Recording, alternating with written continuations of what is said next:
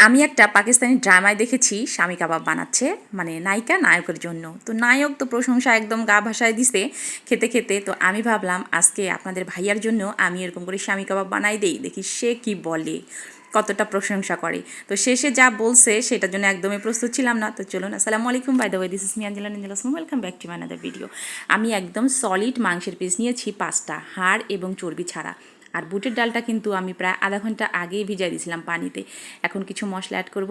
আদা বাটা 1 টেবিল চামচ, রসুন বাটা 1 টেবিল চামচ, সাথে দিচ্ছি লাল মরিচের গুঁড়া 1 টেবিল চামচ, আর দিচ্ছি গরম মশলার গুঁড়া, এটা বাড়িতেই করা, আর দিচ্ছি 3 টেবিল চামচের মতো সয়াবিন তেল।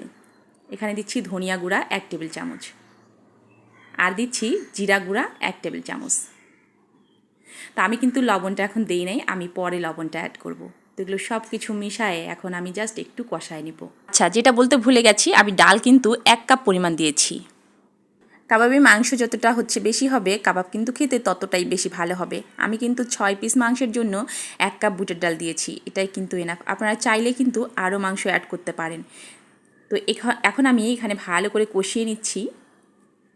কষানো শেষ হলে আমি এখানে পানি অ্যাড করে দিব। পানির পরিমাণ কতটুকু দিতে হবে সেটাও বলে দিচ্ছি। তো আপনারা কিন্তু আপনাদের সুবিধার জন্য চাইলে এখানে প্রেশার কুকারে দিয়ে দিতে পারেন। তো এখানে আরও একটু সিদ্ধ করার জন্য আমি 2 কাপ পানি দিয়ে দিচ্ছি। আমি আমার সুবিধার জন্য প্রেশার কুকারে কিন্তু আমি সিটি দিয়ে নিয়েছিলাম, সেটা আমি দেখাতে ভুলে গেছি। তো একটা হচ্ছে মিক্সিং বলে আমি এখন হচ্ছে ঢেলে নিয়েছি। তো মাংসগুলো অনেকটা একদম নরম হয়ে গেছে, ডালগুলো তো একদম সিদ্ধ হয়ে গেছে। তারপরেও আমি এটা ব্লেন্ডারে একটু ব্লেন্ড করে নিচ্ছি। তো ব্লেন্ডারে ব্লেন্ড করার পরে এরকম হবে। কাবাবে আপনি যত মাংস দিবেন, কাবাবটা খেতে কিন্তু ততই বেশি ভালো লাগবে। আর একদম কুচি করে রাখা পেঁয়াজ দিচ্ছি, 3টা দিচ্ছি আমি কাঁচামরিচ, সাথে দিচ্ছি একটু ধনিয়া পাতা। এখন দিচ্ছি পরিমাণ মতো লবণ, আরও একটু দিচ্ছি আমি গরম মশলার গুঁড়া, এটা কিন্তু বাড়িতেই করা।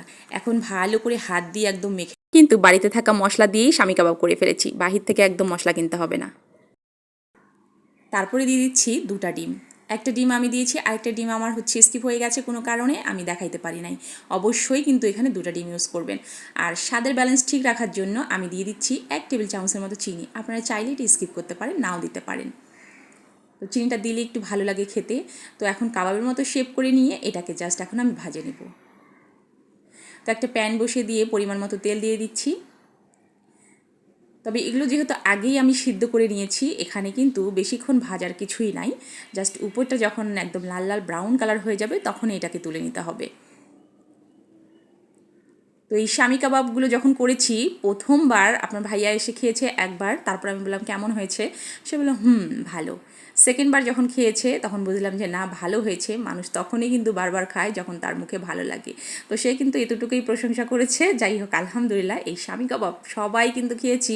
আমি ভেবেছি জানি না শেষে আমি ডেকোরেশন করতে পারবো কিনা। আমি আমার মতো করে নিচ্ছি, ভিতরটা দেখতেই পাচ্ছেন কেমন হয়েছে অবশ্যই জানাবেন। আজকে চলে যাচ্ছি, আল্লাহ হাফিজ, আসসালামু আলাইকুম।